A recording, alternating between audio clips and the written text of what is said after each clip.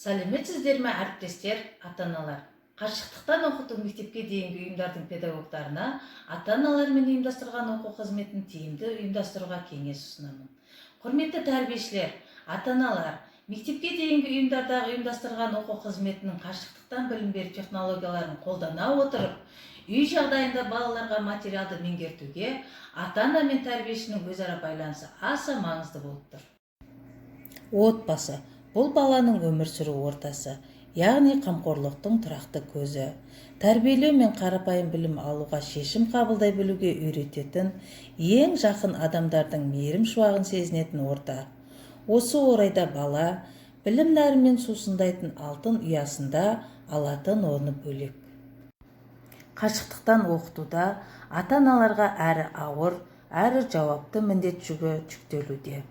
Тапсырмаларды орындау барысында балабақша балаларының өз бетімен ізденіп тапсырмаларды орындай алмағандықтан ата-ана оқу үрдісіне тікелей көмектеседі. Бұл ретте қашықтықтан оқыту жүйесінің әдістерінде көрсетілгендей көңіл күй, психологиялық қарым-қатынасты реттеп отыратын ата-ана мен балабақшаның тәрбиешілер арасында ортақ желілердегі WhatsApp, Facebook, Instagram және тағы да басқа топтар құрылды. Баланың жас ерекшеліктеріне қарай топтарын ескере отырып, бейне сабақтар, мультфильмдер және аудио ертегілер орналастырылады. Қашықтықтан оқытуды ұйымдастыру үшін мектепке дейінгі ұйымдардағы әр топтың тәрбиеленушілері мен ата-аналарына арналған күн тәртібіменен оқу қызметінің кестесі бекітіліп, ата-аналарға сабақтың басталу уақыты көрсете отырып хабардар етіледі.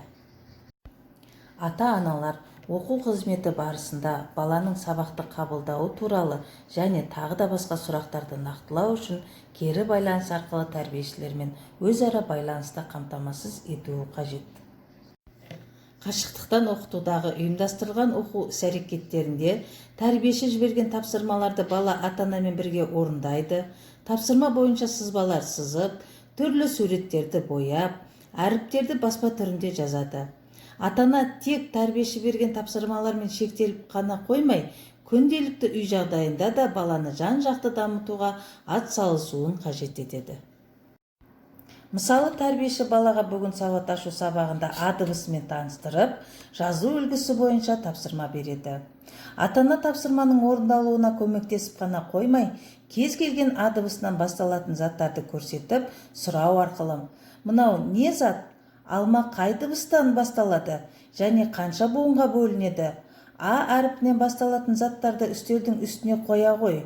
Үйде А дыбысынан кімдердің есімдері басталады?" деген жан-жақты сұрақтарды жиі қою арқылы кез келген уақытта баланың ойлау қабілеті менен есте сақтау, танымдық қабілеттерін дамытуға мүмкіндігі мол. Тәрбиешілер мен ата-аналар арасындағы тығыз байланыстың нәтижесінде қашықтықтан оқыту баланың жан-жақты дамуына оң нәтижелерін береді деп сенеміз.